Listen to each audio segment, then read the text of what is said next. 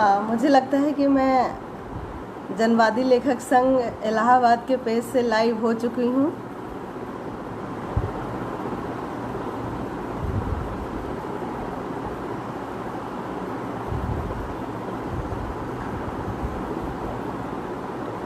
कोई साथी जो मुझे देख पा रहे हों, सुन पा रहे हों, एक छोटा सा कमेंट लिख कर ये बताएं कि मैं लाइव हूँ और मेरी आवाज़ पहुँच रही है। शुक्रिया बसंत सर।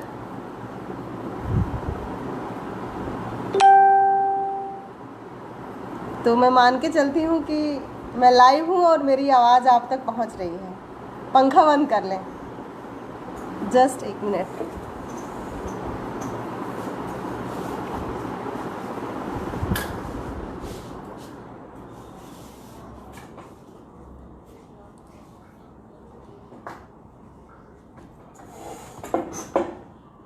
फिर तो मुझे गर्मी लगने वाली है।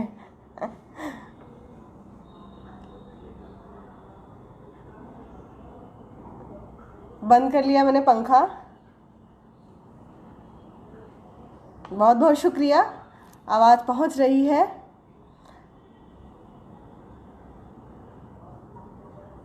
नमस्ते फिरोज़ खान सर।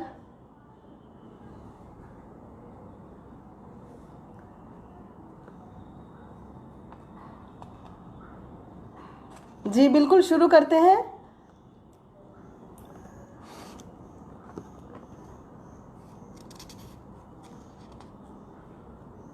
एक बार फिर से जनवादी लेखक संघ इलाहाबाद का बहुत बहुत धन्यवाद कि मुझे इस पेज पर आने का मौका दिया। इलाहाबाद देखते ही पेज के साथ जैसे लगा कि मैं दरअसल इलाहाबाद जा रही हूँ कविता पढ़ने के लिए। मैं बहुत देर तक भूली रही कि मैं अपने कमरे से ही बैठकर ये पाठ करूँगी। मुझे लगा कि नहीं, मुझे इलाहाबाद जाना है और अंदर से काफ़ी खुशी हो रही थी। उम्मीद करती हूँ कि इलाहाबाद आने को मिलेगा। फ़िलहाल मैं अपनी कविताएं शुरू करती हूँ।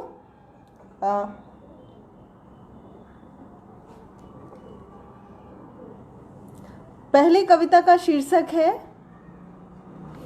मेरे गांव की विधवाएं। नमस्ते पलाश।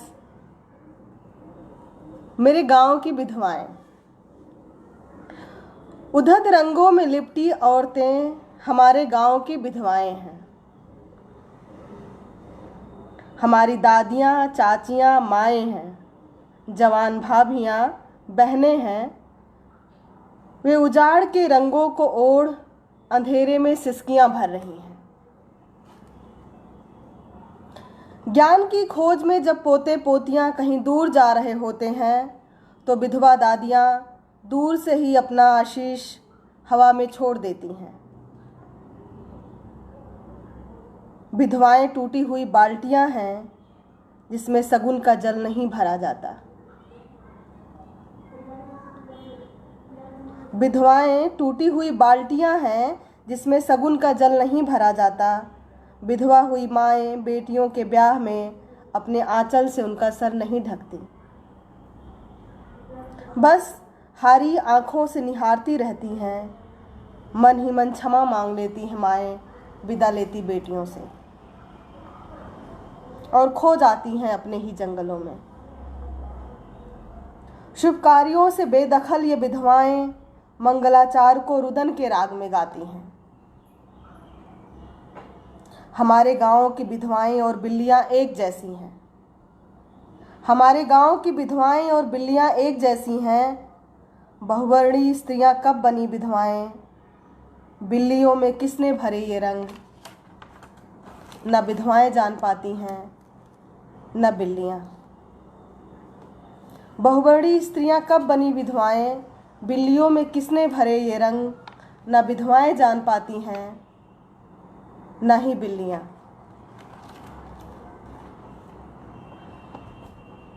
दूसरी कविता जो मैं यहाँ पढ़ना चाहूँगी, उस कविता का शीर्षक है रंग जहाँ अपराधी होते हैं। इस संदर्भ में मैंने फिरोज़ खान जी की भी कविता एक फेसबुक पर पढ़ी है। वो कविता उनकी मुझे अच्छी लगी। ये 4 साल पहले इस कविता को मैंने लिखा था।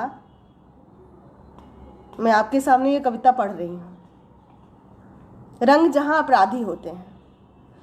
आईने के सामने खड़े होते ही झगड़ालू स्मृतियां परावर्तित होकर फैलाती हैं गहन अंधकार।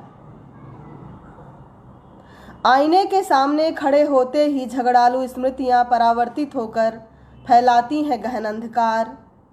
असभ्य स्मृतियां याद कराती हैं पहली अजान सी दादी की अस्फुट धन। असभ्य स्मृतियां याद कराती हैं पहली अजान सी दादी की अस्फुट ध्वनि। गहरी रेखाओं से भरा पिता का पहला दर्शन। बेसन के घोल सा गाढ़ा अम्मा का मौन। शुक्रिया बोधिसत्व सर कि आप सुन रहे हैं। दादी रंगों को लेकर मुखर थीं। दादी रंगों को लेकर मुखर थीं। कितनों की बेटियों को मार चुकी थी ताना बिन ब्याही मर जाने का। जैसे मैं उन्हीं में से एक हूं जो मर गई थी हिस्टीरिया में। लौट आई हूं सब कुछ वापस करने। पिता का ही रंग मिला था विरासत में। मेरी नज़र में पिता ही अपराधी थे। लोगों के बीच अपना बचाव करती, हाँ पिता पर ही गई हूं मैं। याद आती है वह लड़की जो दिन दिन मेरे साथ खेलती। खेल खेल में बस जाता एक घर। दुनियावी संबंधों की सहज ही अदला बदली हो जाती। उन दिनों जूठा खाकर सखी बनने का विश्वास था। उसके पास मुझे पराजित करने का अचूक हथियार था मेरा कालापन। काला रंग नहीं गाली की तरह लगता। काला रंग नहीं गाली की तरह लगता। खिसियाहट में काली बिल्ली बन मैं गिरा देती वह घरौना। हर खेल का अंत यही होता था उन दिनों। वे औरतें जिनके पास बैठते ही मेरी सांस की तकलीफ बढ़ जाती, जिनकी बात अक्सर बदल जाती फूहड़ फुसफुसाहटों में, उनके लिए काली सौंदर्य की नहीं संहार की देवी थी।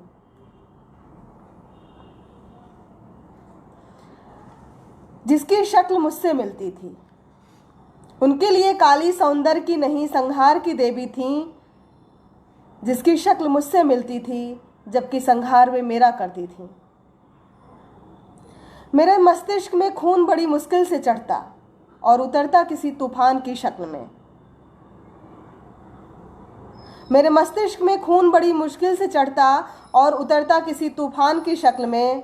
वे औरतें नहीं पढ़ पाती थी मेरे चेहरे की बेचैनी जब मैं उन्हीं के बीच बैठकर मुस्कुराती।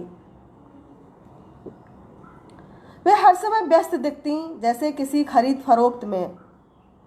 वे गोरी लड़कियों के रिश्ते जोड़ती, भाई भतीजे या किसी रिश्तेदार से। वे भद्दा मजाक करती और बनावटी हंसी हंसती। सुंदरता की व्यापारी वे औरतें ठीक मेरे पीछे खड़ी दिखाई दे रही हैं आईने में।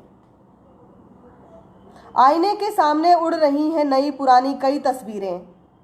मानो तस्वीरों में चिढ़ाते हैं दोस्त।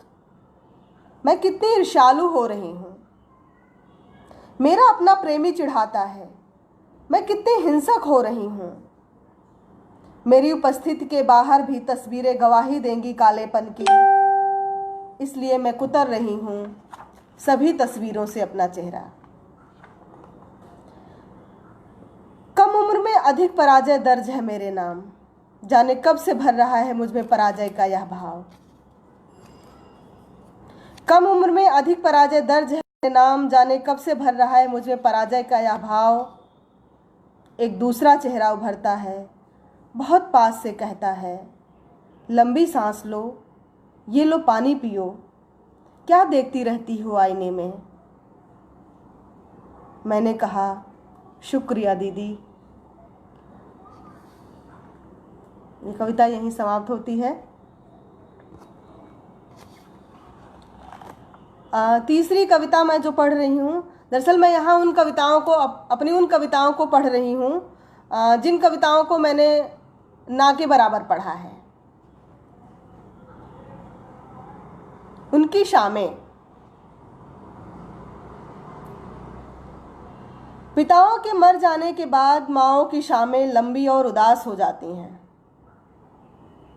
दिन रेतता है उनका गला, ढकियाते हुए ले जाता है कुएं के पास। पिताओं के मर जाने के बाद माँओं की शामें लंबी और उदास हो जाती हैं। दिन रेतता है उनका गला, ढकियाते हुए ले जाता है कुएं के पास, जहाँ वे बीनती हैं अपने चूड़ियों की किरचन। उनकी ठंडी होती देह, उनके हाथों से रेत झरती है, दिशाएं खो जाती हैं घने कोहरे के बीच। मायके से आई है धोती बिना हल्दी और दूब के, माएँ सादे कागजों पर खोजती हैं अपनी किस्मत। हाथ कांपता है, डूबता जाता है सूरज संध्या के सांवले जल में। माएँ अपना बाकस खोलती हैं, डंक मारती हैं बीछियाँ, फूट पड़ती है आंसुओं की नीली नदी। वह अरमानों का लाल बेग जहाँ छिपाकर रखी थी मुचड़ी हुई इच्छाएं, कपूर सी उड़ गई हैं वे। न महावर से लाल एड़ी, न लाल किनारी वाली साड़ी, बात बेबात पर तरेरती लाल आंखें, कांपती हैं वे। निकल आते हैं डर के लाल लाल फफोले। वे धीरे धीरे काटती हैं रजाई का तागा जिसे खुद ही सिला था। वे आश्चर्य करती हैं अपनी ही चिड़िया की मौत पे। वे आश्चर्य करती हैं अपनी ही चिड़िया की मौत पे। चौखट के नीचे दफन करती हैं उसके खून सने पंख। वे मर्तबानों को तोड़कर बिनती हैं खट्टी मीठी गोलियां।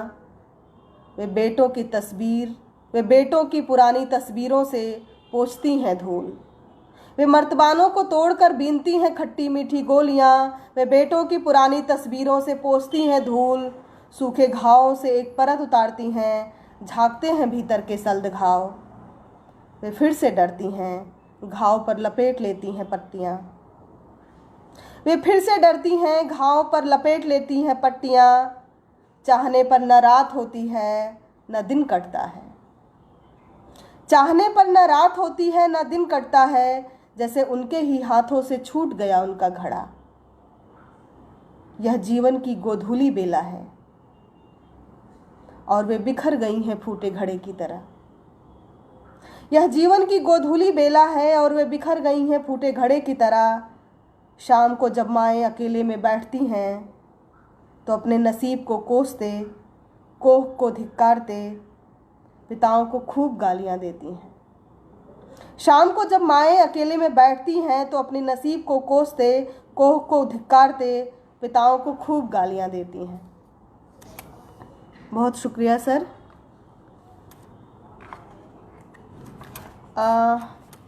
अगली कविता जो मैं यहाँ पढ़ना चाह रही हूँ, ये भी बहुत पुरानी कविता है और मुझे जहाँ तक याद पड़ रहा है मैंने इस कविता को आज तक नहीं पढ़ा है कहीं। इस कविता का शीर्षक है कुलबधू। ब्याह कर आई नवबधू सहम कर बैठी है घर के कोने में। घूंघट के पार देखती हैं बूचड़ खाने में सहमी दो आंखें। मेटियों में बंद अचार सींचता है, पसीज रहा है नमक मेटियों से। भारी जरीदार साड़ियाँ सोने चांदे के गहनों में लिपटी नवबधू कुलबधू है। देखती है हथेली पर मेहंदी के उदास रंग। दरवाजे पर पिजड़े की मैना कूकती है रात भर, टूटती जाती है कंठ से कोमल तान।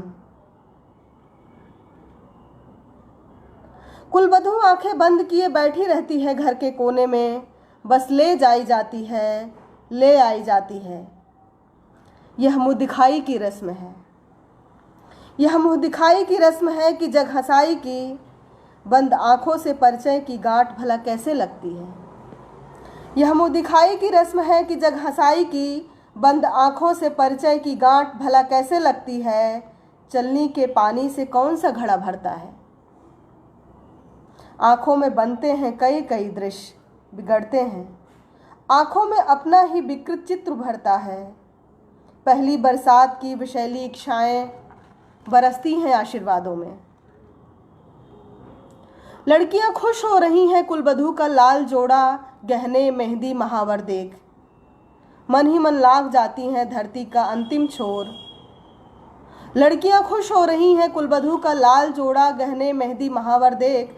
मन ही मन लाग जाती है धरती का अंतिम छोर, जबकि लाल अड़हुल चढ़ाया जाएगा पत्थरों से तरासे नर बलि को उद्धत किसी देवता को। जबकि लाल अड़हुल चढ़ाया जाएगा पत्थरों से तराशे नर बलि को उद्धत किसी देवता को। कुलबधू सोचती है खोल दे बंद आंखें, सरका दे सिर से लबादे को, उतार के रख दे देह को रगड़ते गहने, पोंछ डाले मेटियों से पसीजता नमक। ड्योढ़ी की अदृश्य छाया डराती है, न्यायगत नहीं लगते उसे अपने विचार। गृहस्थी परिचित कराने को प्रतीक्षारत हैं लोग, एक डर कांपता है हाथों में, टूटते नजर आते हैं रसोई के सारे बर्तन, भीतर ही भीतर खौल कर कड़वी हो गई है चाय। बरौनियों से उठाती है वह नमक, रसोई में बिखरी है चूड़ियों की किरचन, बार बार पेट की मरोड़ से हलक में बढ़ गई है प्यास। कुलबधू घबराई है, उसको नहीं पता कौन कितना मिर्च कितना नमक लेता है खाने में। कुलबधू घबराई है, उसको नहीं पता कौन कितना मिर्च कितना नमक लेता है खाने में, उसको नहीं पता किसमें अभी बाकी है कितना नमक, उसको नहीं पता किसमें अभी बाकी है कितना नमक। यह कविता यहीं समाप्त होती है। अगली कविता है पोस्टमार्टम रिपोर्ट। आप जानते हैं ना औरतों का रोना, वे रोती ही नहीं कारण करते हुए पीटती हैं अपनी छाती को।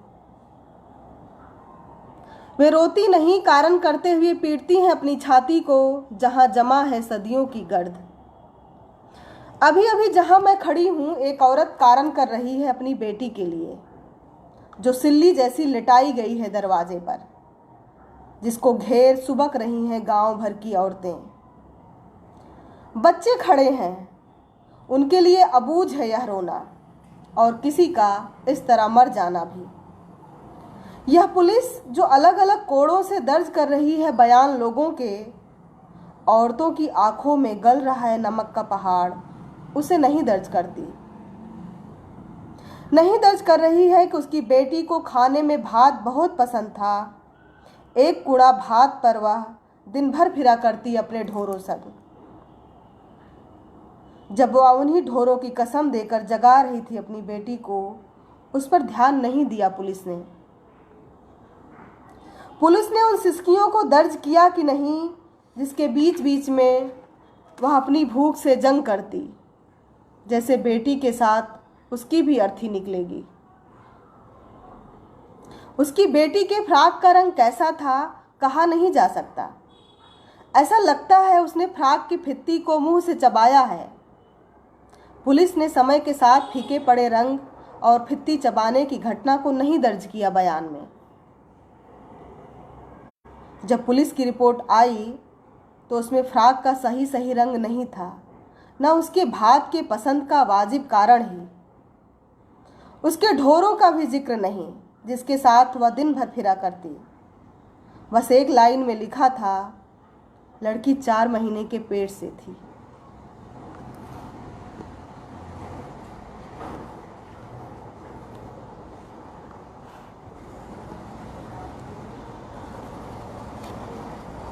अगली कविता है हाँ शर्तों पर टिका है मेरा प्रेम। इस कविता को मैं अक्सर पढ़ती हूँ। मुझसे प्रेम करने के लिए तुम्हें शुरू से शुरू करना होगा।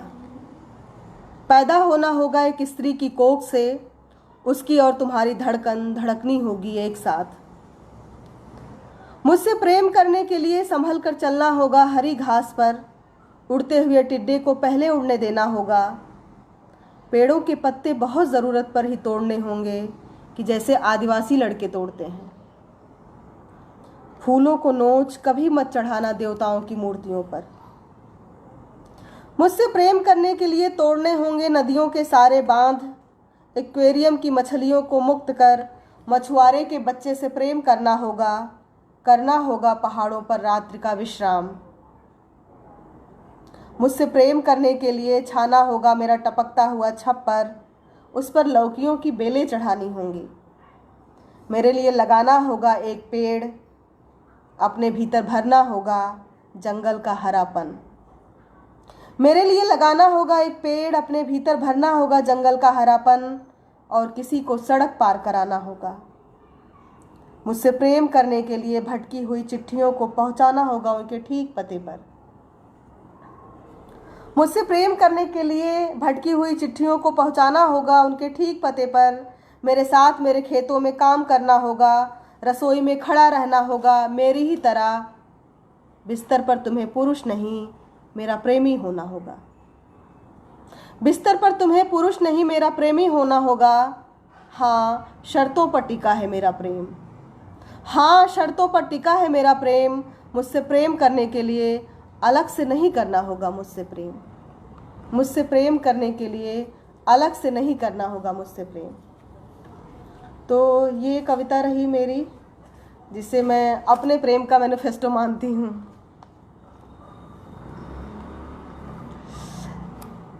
एक कविता मैं यहाँ पढ़ना चाहती हूँ जिसका शीर्षक है दर्द की लहर।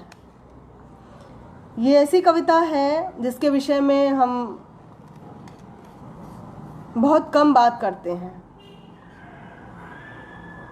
या ना के बराबर बात करते हैं, बल्कि उसको ग्लोरीफाई करते हैं, या पूरी संस्कृत में ग्लोरीफाई किया गया है। वह स्त्री के प्रजनन से संबंधित है। कविता पढ़ती हूँ। दर्द की लहर।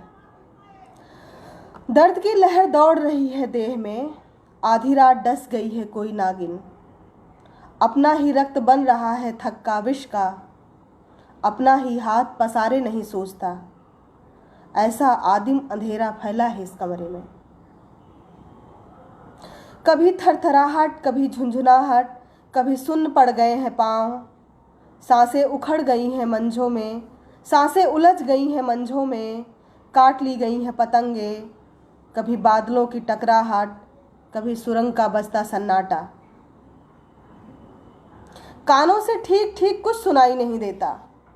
भय से भरी आंखों में नाचती हैं दुनिया की प्रसवरत सभी चीजें। खूंटे में बंधी ब्याती एक गाय, जिसकी जीभ बार बार बाहर निकल रही है और उलझी हैं आंखें। मेरे दांत हलस गए हैं अपनी जड़ों से, झुलस गया है कोई बिरवा। पेड़ कलम किए जा रहे हैं नई शाखों और नई उपजों के लिए। कटी बाहों से चूचहा है खून, पसीने में डूबी है मेरी देह। जैसे डूबने को हो मेरी नाव, तड़प किसी मछली की जिसके कण कण में घुला पानी और नमक सूख रहा है। यह दर्द किसी भटके यात्री सा आश्रय पा सदियों से यहीं बैठा है। यह दर्द किसी भटके यात्री सा आश्रय पा सदियों से यहीं बैठा है। हर तरफ से आती आवाज़ सोते हुए को जगाने की चुहल है। हर तरफ से आती आवाज़ सोते हुए को जगाने की चुहल है। डॉक्टरनी कहती है और ज़ोर से, हाँ और ज़ोर। नसों में कांपता है पानी, जैसे कहीं कोई जहाजा पेड़ गिर रहा हो, या कोई पहाड़ धीरे धीरे टूट रहा हो, कोई बांध। हर तरफ से फट रही है यह धरती, पाँव फट रही है। यह लय है, यह प्रलय है, यह मेरा नाश है, या फिर कोई सृजन। यह लय है, यह प्रलय है, यह मेरा नाश है, या फिर कोई सृजन। पंखा बंद है इसलिए पसीना हो रहा है बार बार। अगली कविता जो मैं पढ़ना चाह रही हूँ,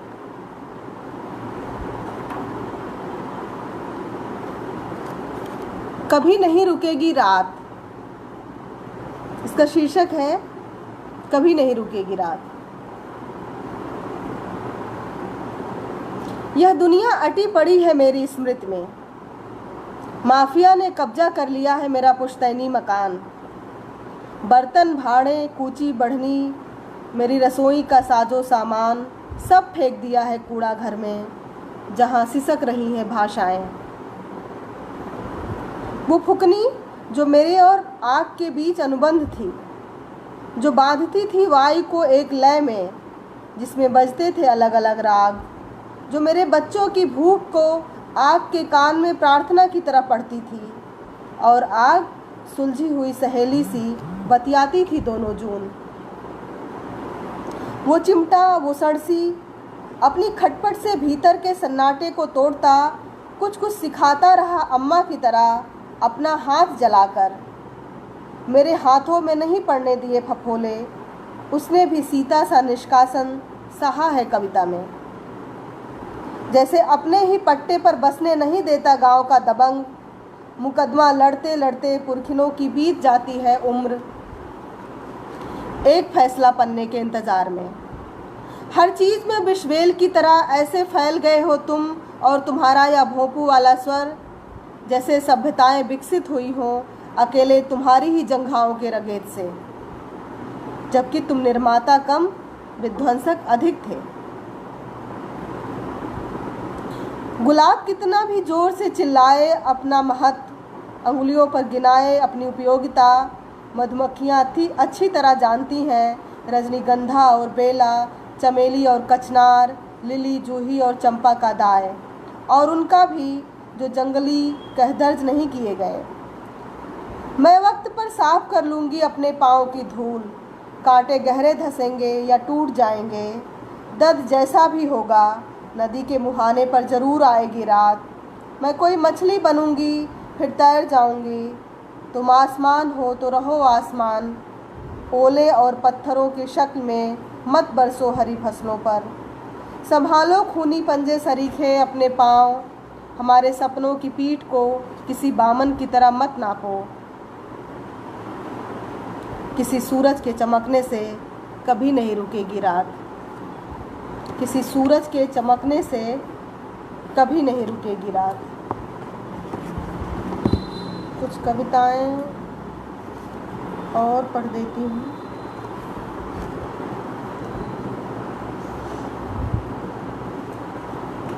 मैंने पंखा चला लिया है, क्या मेरी आवाज़ ठीक से पहुँच रही है?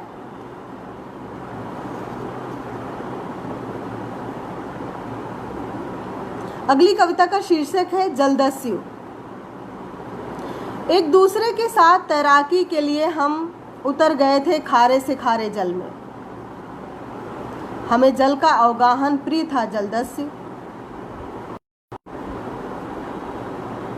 हमने डुबो दी अपनी अपनी नौकाएं, फेंक दिए चप्पू अपने।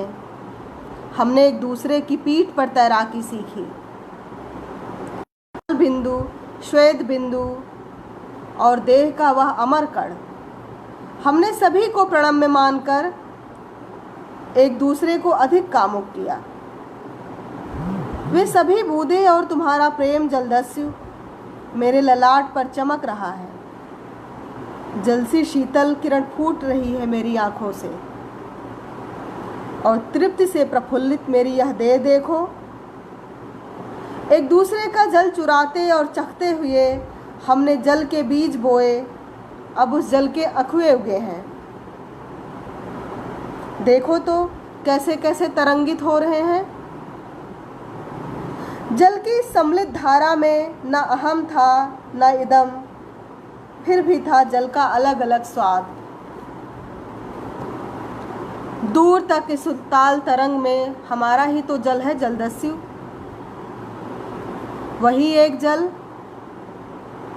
एक ही आग जो हमें ले आई थी जल तक, एक ही मिट्टी जो मेड़ों को तोड़ मिल रही है जल में। हे जलदस्यु, हम इस जल की कीमत अदा करेंगे। हे जलदस्यु, हम इस जल की कीमत अदा करेंगे।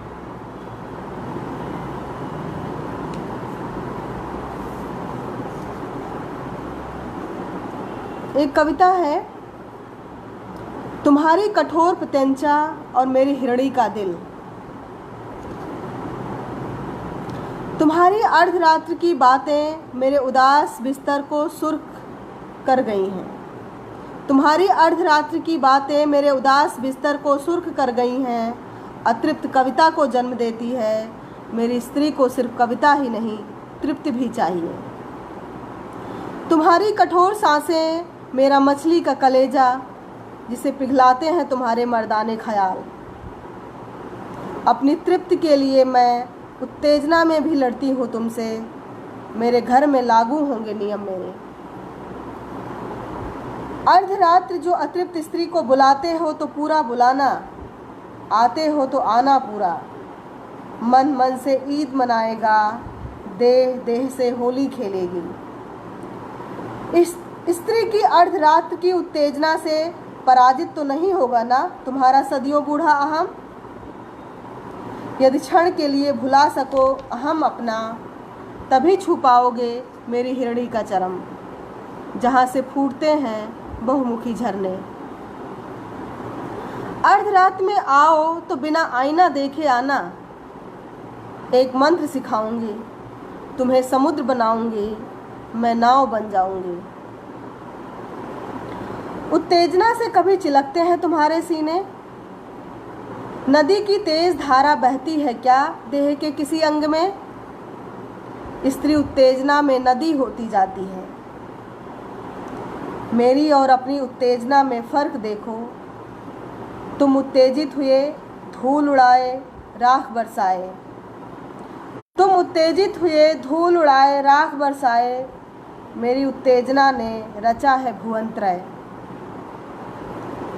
भुवनत्रय की स्थिति का कारण है मेरे स्त्री की अतृप्त उत्तेजना और तृप्त की कामना। कहा था ना, चोटिल ना हो अहम तभी आना। ये क्या बीध डाला ना अपनी कठोर प्रत्यंचा से मेरी हिरणी का दिल।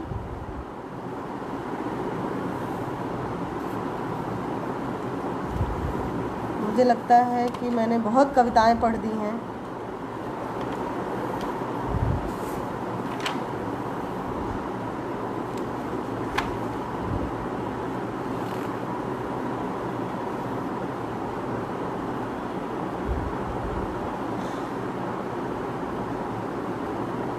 एक कविता है कमालपुर की औरतों से मिलकर। तुम्हारे आत्मा की नीरवता बजती है मेरे कानों में। तुम्हारे उदास गीत कब से गा रही हूँ मैं। तुम्हारी और मेरी चादर में कोई भेद ना था। हमने ओढ़ लिया एक दूसरे का अंधेरा कोना। तुम्हारी खुशी में लहराती हूँ अपना लाल उत्तरीय। तुम्हारी थकान में सहलाती हूँ दुखते पाँव और दुपट्टे से कसकर बांध लेती हूँ। भूख के कठिन क्षणों में चखा है तुम्हारी बटुई की दाल। भूख के कठिन क्षणों में चखा है तुम्हारे बटुई की दाल। तब जाना भूख के स्वाद और दाल के स्वाद में अंतर होता है। मेरे बचपन का बीता हुआ कालखंड है। धरती जितनी सहनशील है तुम्हारी नंगी उघार पीठ। मेरे बचपन का बीता हुआ कालखंड है। धरती जितनी सहनशील है तुम्हारी नंगी उघार पीठ। मेरी दीवार पर टंगा है तुम्हारा धुंधला आईना। तुम्हारे धुंधले आईने में ही मैं खुद को पहचान पाती हूँ।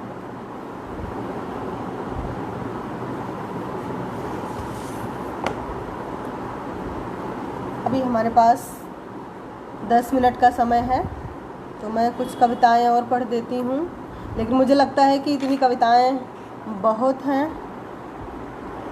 मैं एक बार लोगों के कुछ कमेंट देख लेती हूँ।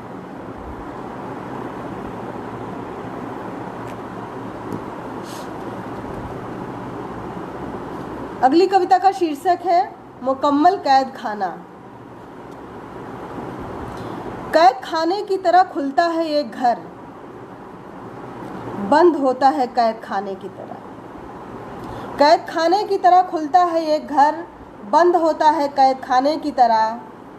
चेहरे पर खींच दी गई हैं लकीरें चुप्पी की। दम साध रेंगती हैं औरतें मेरे सपनों में। एक रोबीले चेहरे वाला आदमी जिसके चेहरे पर दिखाई देते हैं कई कई चेहरे। उसकी आंखों को ताने हुए हैं लाल डोरे। मूँछों से झांकती है निशंस हंसी। यह न जेल है और आदमी न जेलर।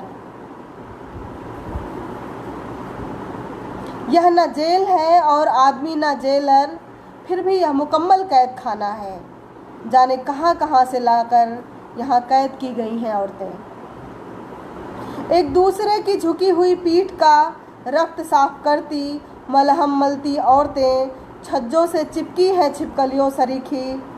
सूखते हुए घाव ने चमोट लिया है उनकी पीठ।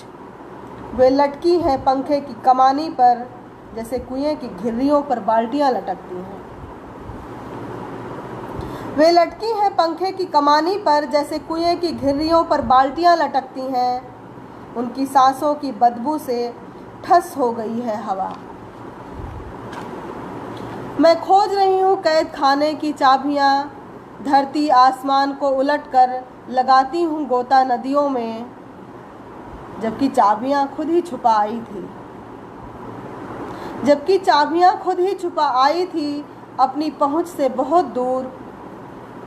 देखो भला मैं अपनी आत्मा गिरवी धर खोज रही हूँ आंखें अपनी। देखो भला मैं अपनी आत्मा गिरवी धर खोज रही हूँ आंखें अपनी।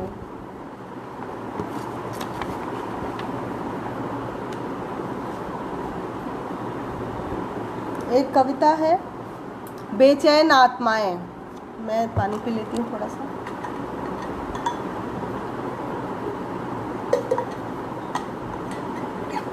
माफ करिएगा।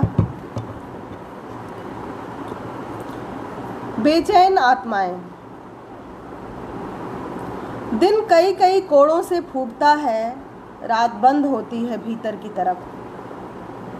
दिन कई कई कोणों से फूटता है, रात बंद होती है भीतर की तरफ। मजबूत दीवारों का एक घेरा, जहाँ झाड़ू बुहारू करते बर्तन मांजते सूरज उनकी पीठ पर चमकता है, ढलता है उन्हीं की पीठ पर। इंजेक्शन से निचोड़ ली गई गाय की तरह डांव डांव करती डोल रही है दिन भर वे कौआ हकनी। इंजेक्शन से निचोड़ ली गई गाय की तरह डांव डांव करती डोल रही है दिन भर वे कौआ हकनी, जिनके चेहरे पर डर गाढ़ा होकर जम गया है। फैलता जाता है रेह का मैदान, रंगे पुते चेहरे से बार बार झांकता है लुनाई मिट्टी से उनका डर। रंगे पुते चेहरे से बार बार झांकता है लुनाई मिट्टी सा उनका डर। गहन परिचय होठों से कानों तक फैली है बेचारगी। सुबह शाम की प्रार्थनाओं में रंभाती, पत्तों से चुपचाप झड़ती वे बेचैन आत्माएं बहुत तीखा गुस्सा पाल रही हैं। सुबह शाम की प्रार्थनाओं में रंभाती, पत्तों सी चुपचाप झड़ती वे बेचैन आत्माएं बहुत तीखा गुस्सा पाल रही हैं। जब डर पानी की तरह बह जाएगा, जब डर पानी की तरह बह जाएगा, तब रात बाहर की तरह फूटेगी। जब डर पानी की तरह बह जाएगा, तब रात बाहर की तरफ फूटेगी।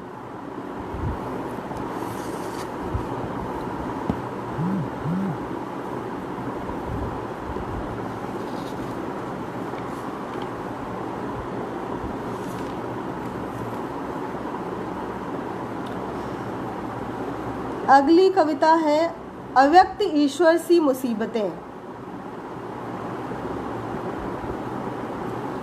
इतनी अनिश्चितताओं के बाद भी रेलों का समय तय था।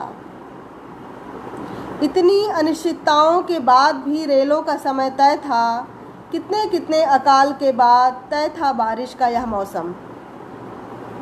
लंबे अकेलेपन के बाद भी था उसके साथ का एक पल।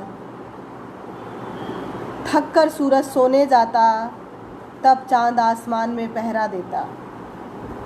थक कर सूरज सोने जाता, तब चांद आसमान में पहरा देता। तमाम विरुद्धों के बाद भी इतना तो सामंजस्य था ही। पर मुसीबतों का ना तो कोई मुफीद समय था, ना कोई सामंजस्य। घर में रोज के राशन के साथ चली आती वे, एक एक निवाले के साथ उतरती जाती रक्त में।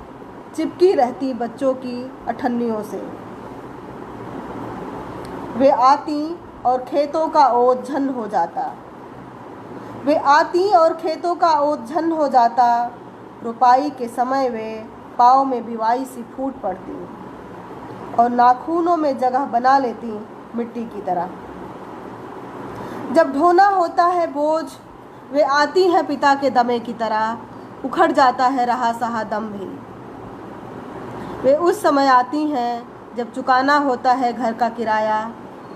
वे पड़ोसी के रोज रोज की टोका टाकी से शर्मिंदा नहीं होती,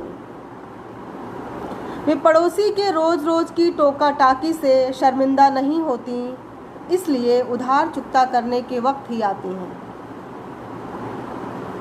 वे आंधियों संग आती हैं, उड़ा ले जाती हैं घर का टीन टप्पर, आखिरी धुनी गिराकर ही दम लेती हैं। वे आंधियों संग आती हैं, उड़ा ले जाती हैं घर का टीन टप्पर, आखिरी धुनी गिराकर ही दम लेती हैं। जब होता है पूरे शहर में कर्फ्यू, तब पुलिस की आंखों से बचकर आती हैं।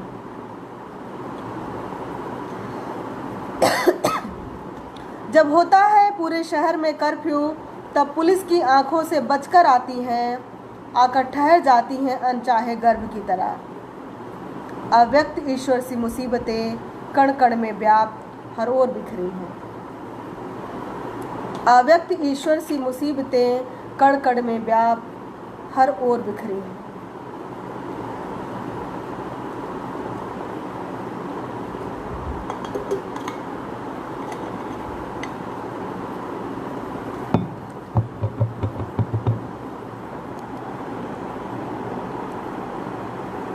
मुझे रमाशंकर सर ने कहा था कि आप 1 घंटा से 45 मिनट के बीच अपनी कविताएं पढ़ सकती हैं, तो मुझे लगता है कि 45 मिनट बहुत है मेरे पढ़ने के लिए भी और आपके सुनने के लिए भी।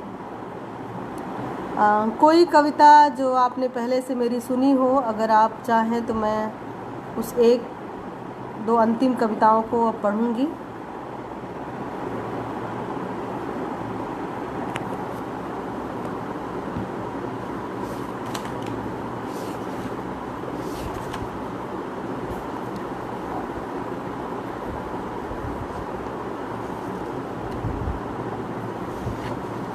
अगली एक प्रेम कविता है।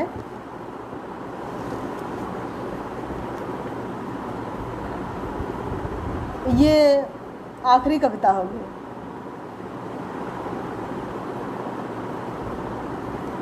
सुनो, एक दिन बंद कमरे से निकलकर हम दोनों पहाड़ों की ओर चलेंगे। सुनो, एक दिन बंद कमरे से निकलकर हम दोनों पहाड़ों की ओर चलेंगे, या तो नदियों की ओर। नदी के किनारे जहाँ सरपतों के सफ़ेद फूल खिले हैं, या पहाड़ पर जहाँ सफ़ेद बर्फ उज्ज्वल हंसी सी जमी है दरारों में और शिखरों पर। काढ़ेंगे एक दूसरे की पीठ पर रात का गाढ़ा फूल।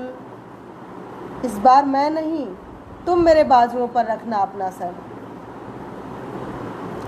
इस बार मैं नहीं, तुम मेरे बाजुओं पर रखना अपना सर। मैं तुम्हें दूंगी उत्तेजित करने वाला एक चुंबन।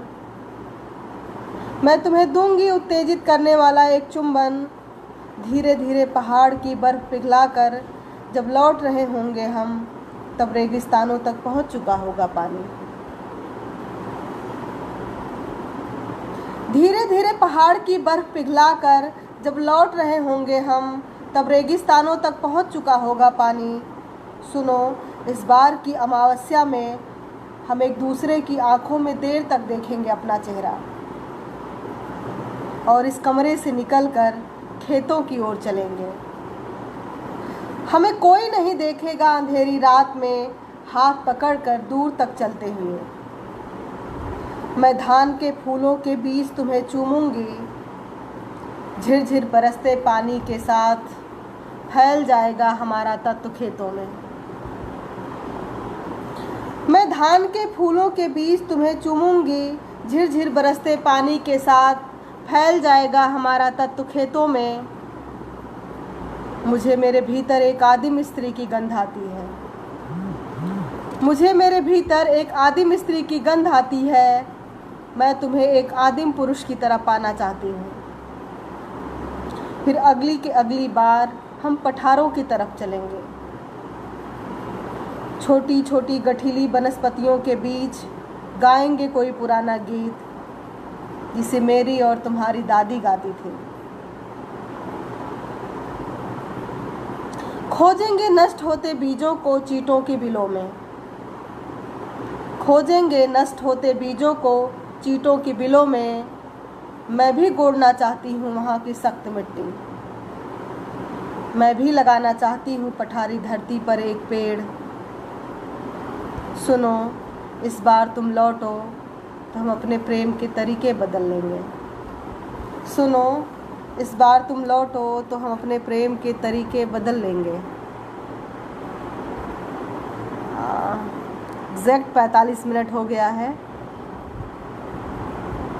मुझे लगता है कि मुझे कविता पढ़ना यहीं समाप्त करना चाहिए, और इससे ज़्यादा पढ़ना अपने पाठकों और श्रोताओं के साथ अत्याचार है।